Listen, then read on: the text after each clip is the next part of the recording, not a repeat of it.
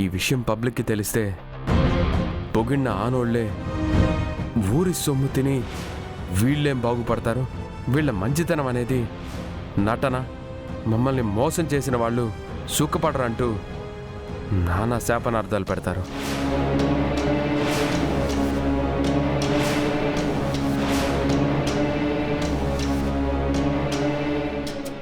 Police ఎంక్వైరీలు జరిగి arrest వరకు కూడా వెళ్ళొచ్చు.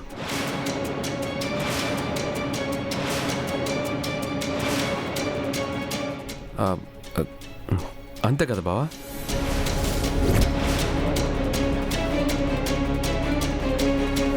లాయర్ గారు, ఇప్పుడు మనం ఏం చేయగలం? మన చేతుల్లో ఏం లేదు సార్. అలా అంటే ఎలా లాయర్ గారు? రుద్రప్రతాప్ గారి కుటుంబాన్ని రోడ్డును పడమని చెప్తున్నారు.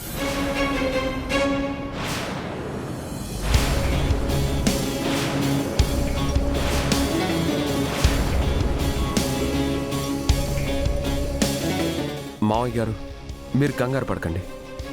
నేను వాళ్ళతో మాట్లాడి కాంప్రమైజ్కి ట్రై చేస్తాను. మీరెవ్వరూ మాట్లాడకండి.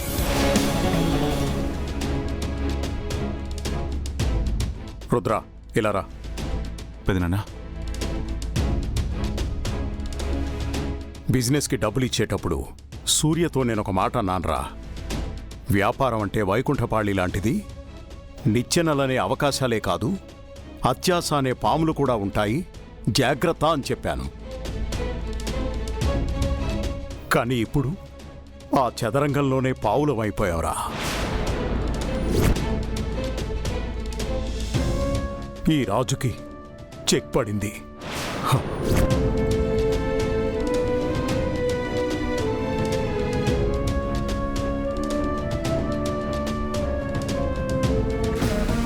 ఈ రాజు చుట్టూ ఎన్ని బలాలు బలగాలు ఉన్నా ఈ సైనికుడే నా ధైర్యం. ఎన్ని బలాలు బలగాలు ఉన్నా ఈ సైనికుడే నా ధైర్యం. సైనికుడే నా ధైర్యం. సైనికుడే నా ధైర్యం.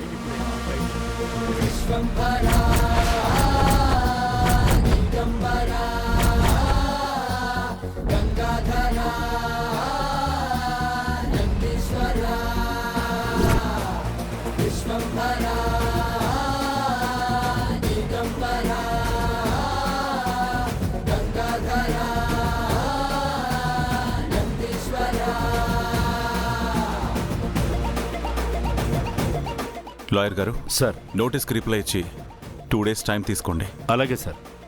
ఈ ప్రాబ్లమ్ని నేను సాల్వ్ చేస్తాను.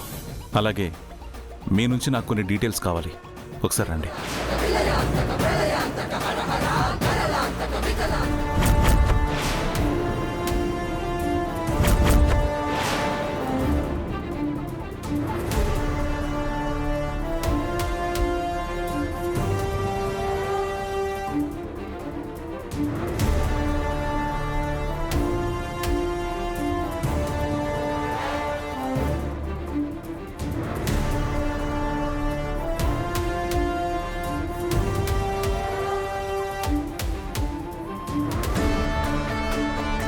అంతా నేను ఒక చేతకాని వెదవలా చూస్తున్నారు.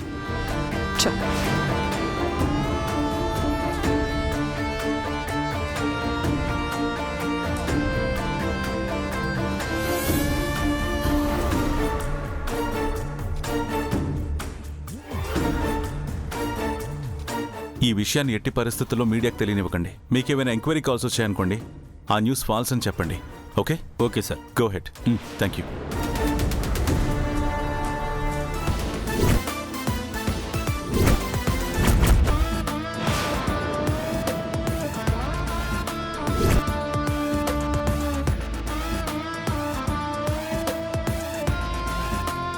సార్, మీరు ఊహించిందే జరుగుతుంది సార్.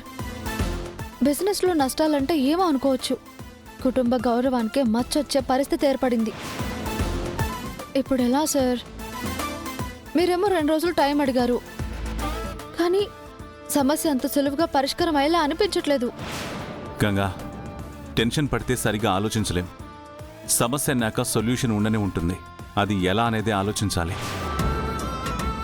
ఇంతకీ రంగెక్కడా? ఇంకా రాలేదు. బా, ఏమైపోయావన్నయ్య? ఫోన్ చేస్తే తీయవేంటి? నువ్వు ఉండవేసేలే. ఆ ఎంకే కంపెనీ చాలా పెద్ద మోసం చేసినది బావా. ఇసుక సూర్యాల్ని నిలువున ముంచేసినది.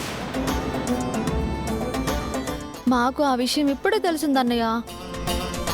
ఇందాకే లాయర్ గారు వచ్చి అంతా చెప్పారు. నన్ను పూర్తిగా చెప్పనీయేసేలే. అసలు ఈ కుట్ర అంతటికి కారణం ఎవరో తెలుసా? ఆ ఈరునే.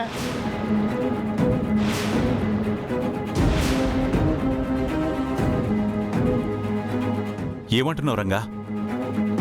సూర్య ఇషిక ప్రాజెక్ట్ టేకప్ చేయడానికి వీరునే ఎంకరేజ్ చేశాడని నేను గెస్ చేశాను. కానీ వీరు ఇందులో కుట్ర చేయడం ఏంటి? అసలు ఆ ప్రాజెక్టు ఇసుకకి సూర్యకి రావడానికి కారణం ఆ వీరుయే బా. ఎవరో మనోహర్ అంట. ఆ నడ్డెట్టుకుని సూర్యాల్ని వీరు మోసం చేసినాడు.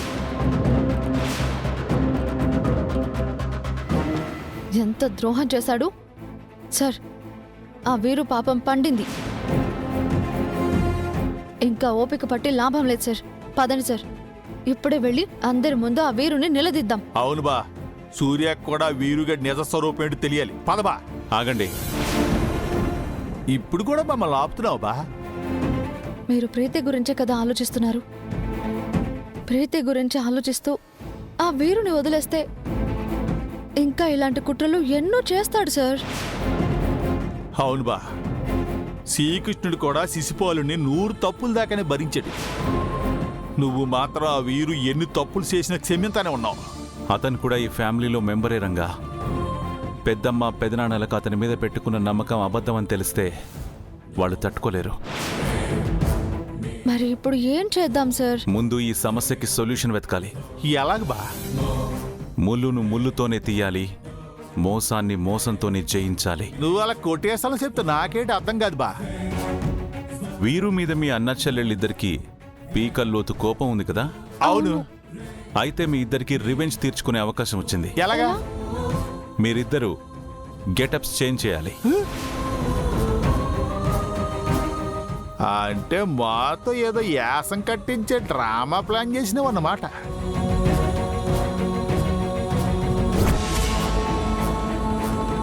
చిన్నప్పుడు నాను మా చెల్లి కలిసి చాలా డ్రామాలు వేసినాం కదేటి. ఇంతకీ డ్రామా ఏంటి సార్? బా, ఆ వీరుగడొచ్చాడు.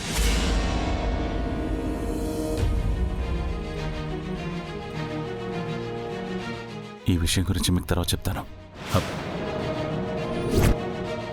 Hello. Oh, thank you so much sir.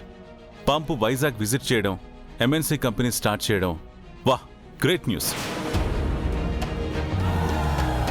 ఎలా అయినా సరే మీరు ఈ కాంట్రాక్ట్ నాకు వచ్చేలా చేస్తున్నారు. ఓకే సార్, షూర్ సార్, నేను వెళ్ళి వాళ్ళని కలుస్తాను. Thank you. ఏంటి సార్ ఏదో గుడ్ న్యూస్ అంటున్నారు? మన ప్రాబ్లం సాల్వ్ అయ్యే గోల్డెన్ ఛాన్స్ వచ్చింది గంగా. ఉగాండా నుంచి పంప్ అండ్ తన కూతురైన మొనాకో కలిసి మన వైజాగ్ వస్తున్నారు.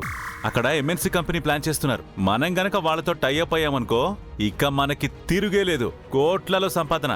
మన బిజినెస్ ఎక్కడికో వెళ్ళిపోతుంది. అప్పుడు ఆ ఎంకే కంపెనీని లెఫ్ట్ లెగ్ తో తనిపడేయచ్చు.